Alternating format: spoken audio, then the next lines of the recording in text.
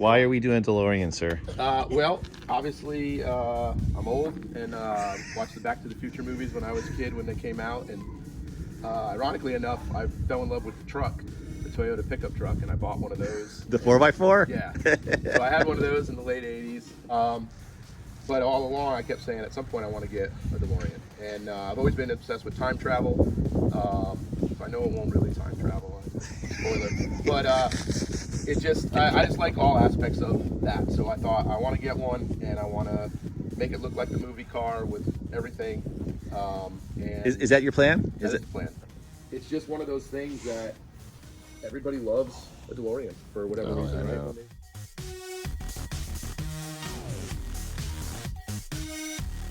little bit of trivia.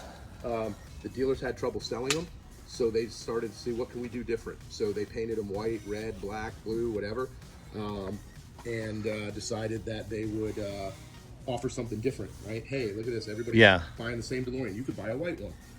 This one, they put a twin turbo in it, brought the horsepower up from 130 horsepower to 200. What year is this, and what's? Just tell me about the car. Yeah, this one's a 1981. There were 9,000 made. This one is serial number ending 2,417.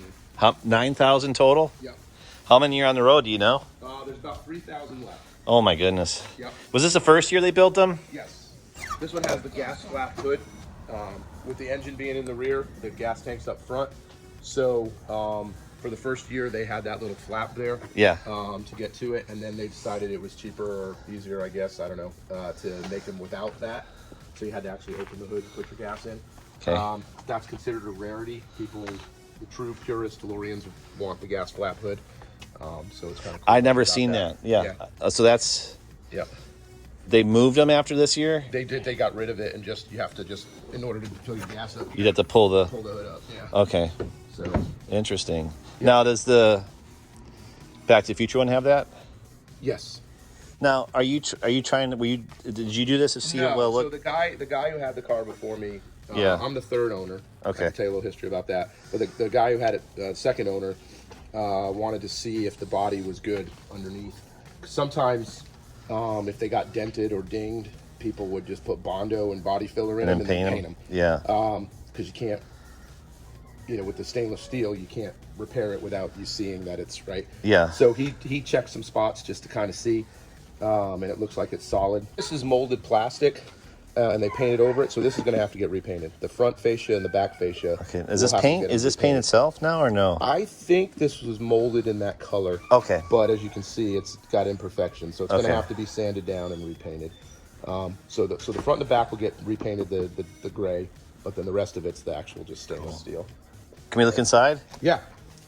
So now, as far as things that I've done, when I got it, the doors would only stay about there. So I replaced the struts. How are you gonna make that noise? So, yes. So because I'm not the only DeLorean geek out there, people have captured that audio from the movie, and sound engineers have made it a high quality MP3 file. Yeah. And basically, you've got your door switch here that knows when the door's open or closed. Yeah. You basically just wire a sound card into that. And then every time you open that, so we'll be doing that. This looks good. This interior looks good. Well, so here's and I got seat covers so you can see this. But pretty bad. The other one's not as bad. This one's pretty bad. But the carpet, I mean. Yeah. No, the carpet's good. It's got a fiberglass tub body, so there's nothing really to rust out. Inside, and then the stainless steel panels. So that's good. The body, because I hear that they do parts of it can rust out. Yes, the frame is solid on this. So a little history on this. So some guy in Panama City bought this car new from the dealer. Yeah. Had it for however long, and at some point something went wrong, and it wound up parked in his yard. People have pictures of it that they've shared with me. When I joined the DeLorean owners group and I posted the VIN, people started sending me pictures of it. I've gone and seen that car, right? People track all of the cars because they want to know all the 3,000 of them and where they are. And so I learned a little history. So the guy had it, something went wrong. He took the radiator out, and it sat in his yard for a while, and then he passed away. Car sat for maybe 10 years, I don't know, outside. And then somebody convinced his wife or family or whatever to sell it. So That guy wound up with the car. He already had a DeLorean, and he was planning on restoring that one, and he was going to tear this one apart for parts and use this to fix the other one. But as he started looking at it, he realized the frame was solid. It wasn't rusted out. The engine actually looked like it's not corroded. But isn't that? I didn't mean to interrupt you. Yeah, but I know a little bit about a little bit. But sure. I hear that the frames are notoriously rust out. Well, that's why, because the car was sitting outside for 10 years. He assumed the frame was shot. Yeah. So he'll just take this thing and whatever. Once he started looking at it, he realized the frame was not shot, and he said, "I can't tear this car apart. Somebody could restore this." Yeah. So then he had an idea: was he'll finish restoring his, then he'll restore this one, and then sell this one and make some of his money back. But it sat in his garage for 7 years, and he still hasn't finished restoring his first one. So he decided, maybe his wife helped him decide, I don't know, but they decided that it needed to go. So he put it up for sale, and here it is. So nice. So we don't know if the engine has damage. It's only got 34,000 miles. Oh, let's go look. Can we look at that? Yes. I'll look at the odometer. And I know there's another thing about these speedometers. So you're going to see something interesting with this one. Okay. This speedometer goes to 170. What? So the stock speedometer goes to 85 miles an hour. Right. What? And in the movie, they actually put a fake sticker over it so that it went up to 95 so that they could show it getting to 88 miles an hour. Yes. I know that story. Yes. But when they put the twin turbos in them, they upgraded them and put 170. Now, if you do some math, right, the stock ones were 85, this was 170. So it's double, right? So yeah. They just had to put a 2-to-1 gear reducer or increaser, whichever way it had to go, to make it work, right? Yeah. So that was one of the cool things, right? You had the sports car, and then it only shows that it goes to 85. Now that was because the law, they couldn't put speedometers in the cars at that time that went more than 85. In the 70s, 80s? Yeah. But when the dealers went ahead and the factories couldn't do it, but when the dealer upgraded it with the paint, the turbo, they put the... That's a massive change. Yeah. So I don't think, regardless of what we do to this, that it's going to ever see 170. We'll be lucky to get 88 miles. So yeah, you can see this side's a little bit better, right? See, it's got a little rips in the back. The bottom of it's okay. So I got to figure out what I want to do. Do I want to just get seats from a donor car? Do I want to have these reupholstered? Not sure. That they don't slide well. The tracks are all rusty. Yeah. So I'm gonna have to pull the seats out completely, see what I'm dealing with. Yeah. If the structure of the seats are good, then I'll have them reupholstered. If not, then I'll have to find some replacements. And that's really, there's not much else, right, to the interiors of these things. This has an added boost gauge for the turbo, which will need to come out. Was that come from the dealer? The dealer, yeah. Yep. Wow, interesting. But everything else is stock. It's a... I didn't know they made... speed automatic. Yeah, I had no idea they made turbo versions of this.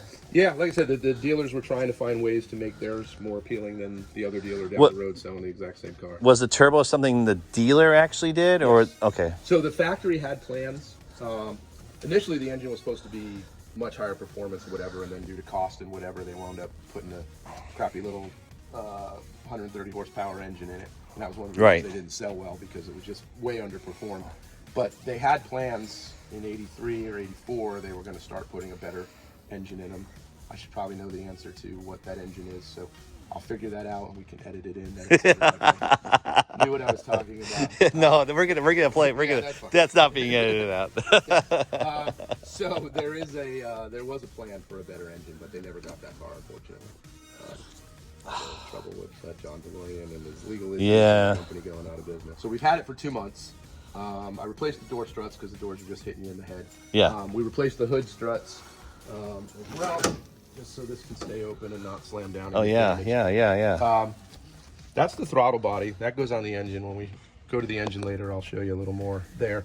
But didn't come with a spare tire, and this is the license plate holder in the back. So the air filter, the throttle body, and that we're hanging out up here. And then the rest of the stuff is still attached to the engine. Can you hold up grab that black thing right? Nope, that, yep. So that, yeah, can I see that? Thank you. This is a battery terminal cleaner. Yeah. That Napa sold in the 80s. If you recall, in the movie, when you turn the time circuits on, this is right on the armrest, and you turn it to start the car. Are you telling me this is what they use? This is what they used in the movie, and I managed to find one on eBay. So when we do the time machine conversion, we'll have the actual movie accurate. Okay, I have to ask. And I have. I was checking that out. And my sister, my lovely sister Michelle, she got me this for my birthday or Christmas, I forget. So somebody made a spoof Haynes manual of how to work on your time machine DeLorean. So it's got pictures of all the parts and descriptions of what they all do. So when we go ahead to do the time machine conversion, I mean, everything's labeled, and it's right. There's whole communities of people doing this. There's, I think, 130 now people that have converted theirs to time machines, and people share a lot of that information. So I've been gathering that stuff up for years. So once we get to that part of the project, we've got a lot of the information already. Yeah, I can see here where they didn't paint the inner part of the fender. Yep, still stainless. Interesting. That's so cool. So if we start from the front, yeah. So they put these headlight covers on there. Yeah. I don't like them. The wife likes them. They're not movie accurate, so they'll come out. Yeah, I don't know if I like them either. Yep. Because it kind of takes away. You can't see them as. I mean, right. And that's the idea of it, I'm sure. But right. Yep. And I don't know if the guy who owned it did that, or if that was part of the dealer upgrade package as well, right? Mm-hmm. And you can see the front fascia there's got some problems. The grill there, and maybe the guy did that when he took the radiator out. Maybe he messed that up, or like I said, maybe he hit something and damaged the radiator. It's always possible. Is it? I know you mentioned it creates more heat because it's a turbo. Makes sense, right? More moving parts, more heat, more friction. Being a back-mounted engine, you think that contributes to it too? Yeah. Like, was it designed to have that much? Probably heat? not. Yeah. So they probably engineered, and of course, they cut a lot of corners because of budget. They probably engineered that radiator to a minimum spec to handle that engine, right? Yeah. So anything extra you do, it probably wasn't necessarily in the best mode to handle that. So ours look pretty good. Yeah, the only problem is because it's been sitting a while on those. Yeah. They're brand new. If you look like the white wall, they look like the side is still blue, but they were leaking air a little bit because the rims were corroded. So I've got to clean the rims up. But when I had them repaired just enough to hold air, when they went to balance them, they said they were flat spotted from just sitting so long. So I don't know if driving it, they'll level out, or if they're just going to wobble and I'm going to have to replace them all. Okay. So should we look at the motor? Or? Yeah. So if you want to. So just as you pull it down, just grab, you want to grab something I learned, you want to grab right over here by the door handle and push down. Yep. Because if you push too far to the front, it can mess up the torsion bar, and then they won't close well. They don't close well as it is. So they came with louvers. It helped the aerodynamics. Yeah. And they were cool. And they were cool. Yeah. Set it somewhere else for now. I disconnected this also, so let's get rid of that. Oh, there it is. So let me get my throttle body so I can show you. 6-cylinder. Yes, sir. Yep, it's a PRV 2.8 liter. Watch your fingers. And the PRV stands for Peugeot, Renault, Volvo. It's a Volvo? It's a Peugeot, Renault, and Volvo all use this engine. There's actually like Volvo station wagons and stuff that have this exact same engine. So that goes there. And basically, this is your fuel distributor for the fuel injection. Yeah. This is your air intake. And then for the stock engine, there's a pipe that comes here and goes right into here. This is your air intake. So what happens is the air comes in here, sucked in through here, and right into the engine. For the turbo, they added these pipes, and you can see they go down here to the turbos, which are connected off the exhaust, right? Yeah. The exhaust powers the turbo, spins it up, and the air comes through. Now what I'm missing is from these here, the two pipes come back up into here. So it's a closed loop. Is it two turbos or yeah, there's one turbo on each side. Okay. Yep. And but They say I'm missing those pipes, and they don't make those anymore. Now I could probably have some made, right? It's just a pipe. Whatever the fitting is that they connect to here, I don't have. As you can see, the turbos are pretty rusty. Don't know if they even work. So we're probably just going to take them off and sell them to somebody who has a working turbo system who might need the parts, because you can't get them anymore. Does the motor turn? Yes. The gauges on the dash all moved when I turned the key. So good. They zeroed out, although the fuel went to full and the oil pressure went to max, which is probably not true. So it needs to run, I think. Yeah. And then I tried turning on, so the parking lights came on the outside. The headlights won't come on, the wipers don't work, the fan for the heater doesn't work, the radiator doesn't work, the radio doesn't work, I mean, the windows don't work. I'll show you that in a minute. Well, let's do it now while we're talking about it. Okay. So we'll get back to the engine in a minute. So, yeah, for you DeLorean enthusiasts, you're probably like, this guy's an idiot and doesn't know anything, but we all start somewhere, right? So as you can see, the battery goes in this hole here, right? And then this covers it up. Okay. But what I found is this is a piece of wood. Really? And it's screwed on in a few places. I don't think that's factory. Maybe it is. Maybe they had a piece of wood here. You would, that doesn't make sense. So it says that the fuse panel's behind the passenger seat. It says slide the passenger seat forward and pull open the access. So if this is the access, it doesn't move, right? I'd have to unscrew it. Maybe this lifts up. Do not interchange modules, see handbook. So maybe this lifts up and it's under here, but this doesn't seem to want to move. There's a Velcro strap, which I think was to hold the carpet down. So I don't know yet. I haven't got far enough to start ripping this apart and figure out where the fuses are. So I need to figure that out. How much are you gonna like get it running versus wanting to? And I would want to do the same thing to make it more movie. Yes. Like, are you thinking that like I really need to have the car running versus this, or I need, or I need to have this Yeah. My initial thought was I don't care if it runs, but then I got this, and I'm probably going to get it running first. Okay. And then I'll start doing the movie stuff. Now, I may, in between while I'm doing stuff, waiting for parts, start building the movie stuff, but I'm not going to attach anything to the car until it's running. The goal is to have this running by July 1st.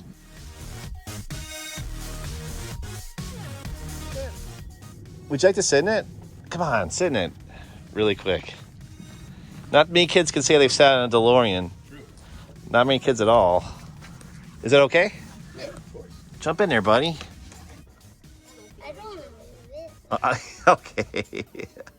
Pretty neat, huh? I can't move it. You're a cute looking. You could be Marty. You're about his height. Yeah.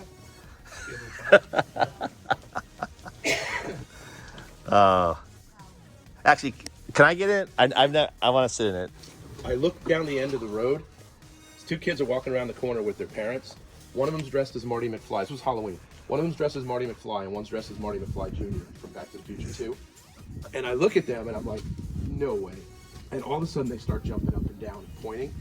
And then I realize that they see the car. So I start jumping up and down, right? So they come running up, and the parents come up, and they're like, oh my God, this is amazing. And I'm like, did you guys dress up like that? Because the car, they were like, we had no idea, obviously, because it's our age, right? Man, but they were all embarrassed. Like, they didn't want to admit that they wanted to sit in the car. And it's like, but that's the whole point of the car, right? So, yeah. Where are we going? We don't need roads.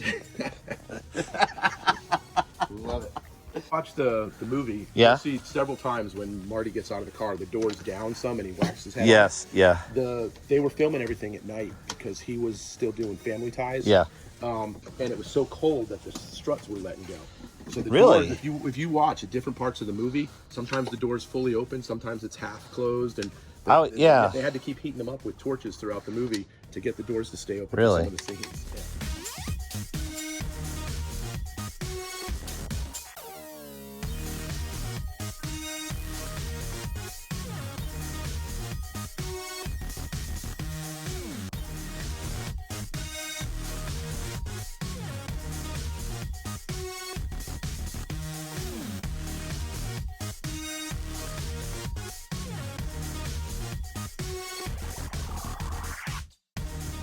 Okay.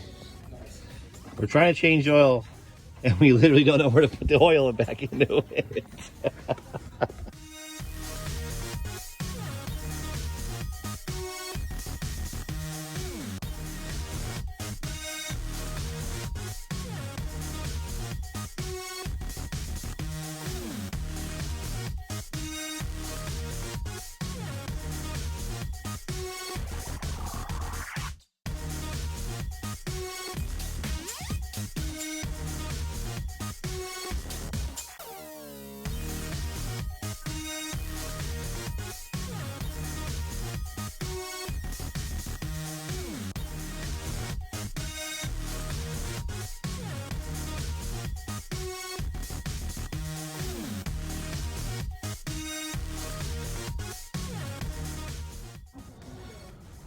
Congratulations, sir.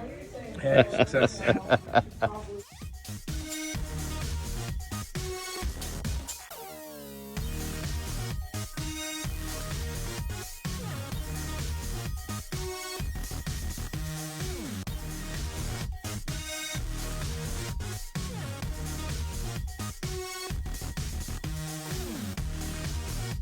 Three, two, one, go.